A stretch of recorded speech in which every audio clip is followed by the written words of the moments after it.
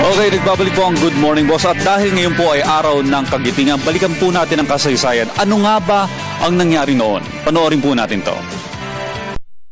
Ang pagsakop sa Pilipinas ay isang mahalagang hakbang sa ginagawang pagkontrol ng bansang Hapon sa Timog Silangang Pasipiko.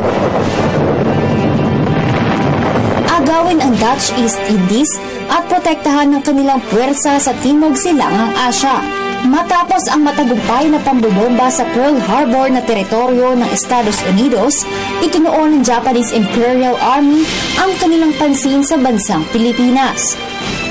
7 oras matapos ang pag-atake sa Pearl Harbor, binomba ng Japanese fighters ang ilang malalaking base ng Amerika sa Pilipinas.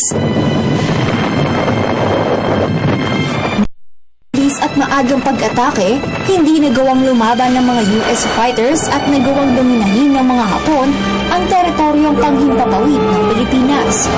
Dahilan upang mapilitang umatras ang mga barkong pandigma ng Amerika na nakadaong sa bansa at iwanan ang kanilang mga ground-based troops para labanan ang puwersang Hapon.